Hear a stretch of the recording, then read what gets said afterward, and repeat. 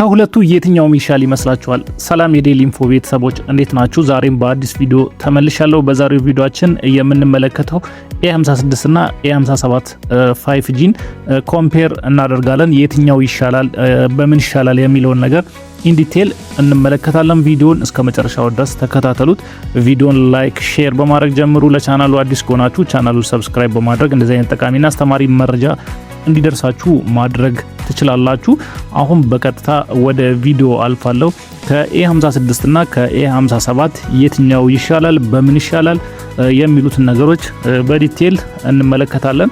አስቀድመን ከስልኩ ዲዛይንና አሰራር እንጀምር። በመጀመሪያ ከውጫዊ ገጽታቸው እንጀምራለን። በሁለቱ ስልኮች መካከል ትልቅ ለውጥ የምናየው እዚህ ላይ ስለሆነ ማለት ነው። ጋላክሲ A56 5Gን ክብደቱን ስንመለከት 198 ግራም ዌይት ይዞ ነው የመጣው። እንደዚሁም ቲክነሱን ወይም ውፍረቱን ስንመለከት ደግሞ 7.4 ሚሊ ሜትር ነው። ነገር ግን አዲሱ A57 5Gን በምንመለከትበት ሰዓት በጣም ቀጭንና ቀላል ሆኖ ነው ወደ ገበያ የገባው።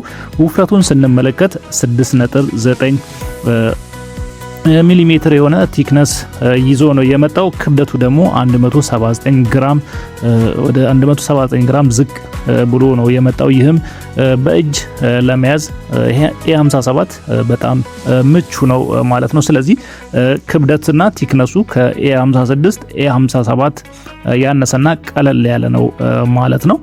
ሌላው ትልቅ ለውጥ የምናይበት የውሃ የመከላከል አቅማቸው ነው። A56 በIP67 ነበር የመጣው።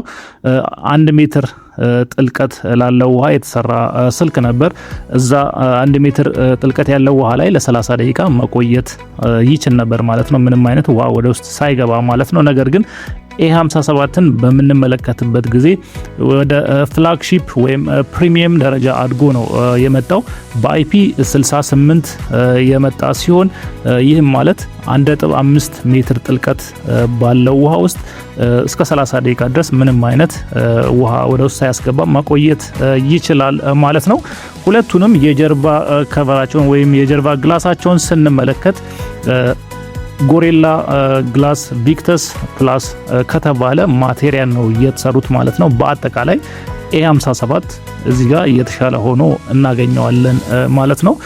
በመቀጠል ደግሞ ስክሪኑን ወይም ደግሞ ዲስፕሌውን እንመልከት። ከምን አይነት ማቴሪያል ተሰራ፣ እንደዚሁም ዲስፕሌይ ሳይዙንና ታይፑን እንመለከታለን ማለት ነው። የሁለቱንም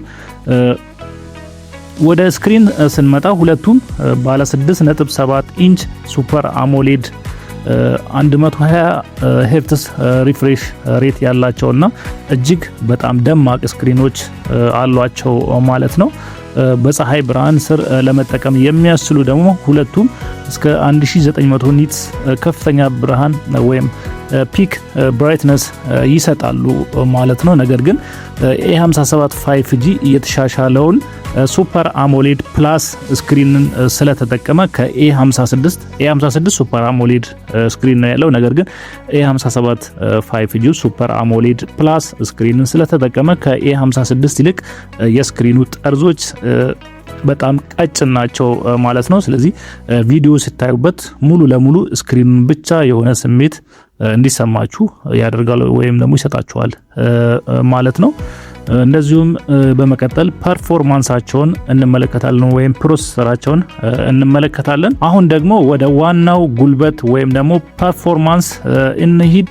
ጋላክሲ A56 5G የሚጠቀመው ኤክሶነስ 1580 ቺፕሴት ሲሆን አዲሱ A57 5G ደግሞ በኤክሶነስ 1680 ቺፕሴት ተሻሽሏል ማለት ነው። ስለዚህ ፕሮሰሰሩ በተወሰነ መልኩ ተሻሽሎ ነው የመጣው።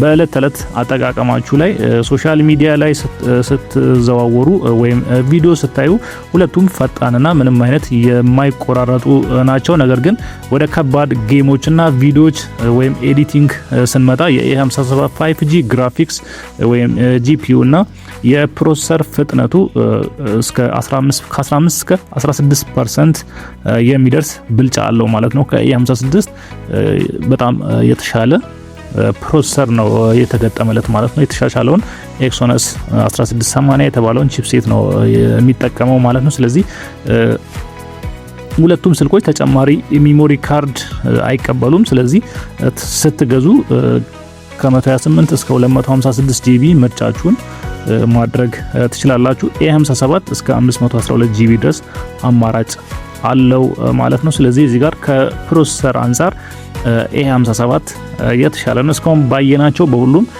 A57 የተሻለ ኳሊቲ አለው ማለት ነው። በመቀጠል ደግሞ ካሜራ ኳሊቲያቸውን እንመለከታለን። ለፎቶና ቪዲዮ አፍቃሪዎች ካሜራው ምን ይመስላል የሚለውን ነገር መመልከት ይኖርብናል። በሚገርም ሁኔታ የጀርባ ካሜራቸው የሁለቱም ተመሳሳይ ነው።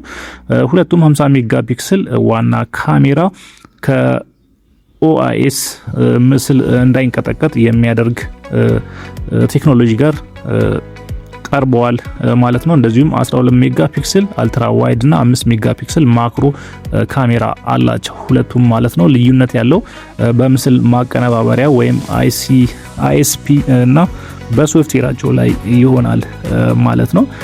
A57 5G በአዲሱ ቺፕሴት ምክንያት ማታ የሚነሱ ፎቶዎች ናይቶግራፊ ላይ ግልጽና ጥራት ያለው ምስልን መቅረጽ ይችላል ማለት ነው። በተጨማሪም የፊት ሰልፊ ካሜራው ላይ A57 የተሻለ የኤችዲአር ከለር ይሰጣል ማለት ነው። ሁለቱም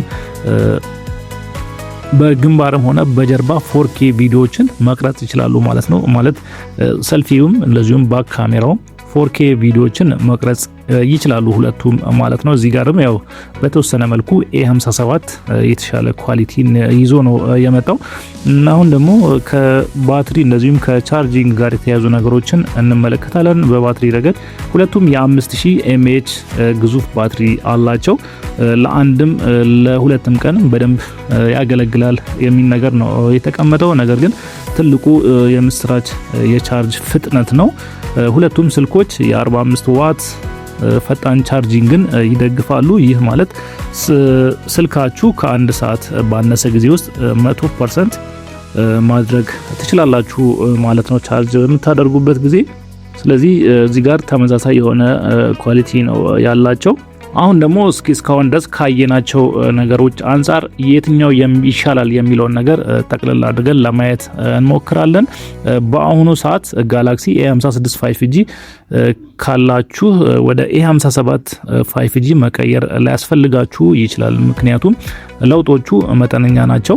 ነገር ግን አዲስ ስልክ የምትገዙ ከሆነ በጣም ቀጭንና ቀላል ዲዛይን የምትፈልጉ ከሆነ እንደዚሁም የተሻለ የውሃ መከላከል አቅም ያለውን ስልክ የምትፈልጉ እና የረጅም ጊዜ የሶፍትዌር ማለትም አንድሮይድ 16 ከፈለጋችሁ A57 5G ምርጥ ወይም አሪፍ ሊባል የሚችል ምርጫ ይሆናል ማለት ነው። ነገር ግን በዋጋ ረገድ A56 5G በአሁኑ ሰዓት ቅናሽ ስላለው በጀትን ቆጣቢ ያደርግላችኋል። ስለዚህ በአነስተኛ ዋጋ መግዛት የምትፈልጉ ከሆነ A56ን ምርጫችሁ ብታደርጉ ይሻላል። ነገር ግን ገንዘብ ችግር ከሌለባችሁ የተሻለ ስልክ የምትፈልጉ ከሆነ ግን ከሁለቱ የተሻለው A57 5G ይሆናል ማለት ነው በተወሰነ መልኩ።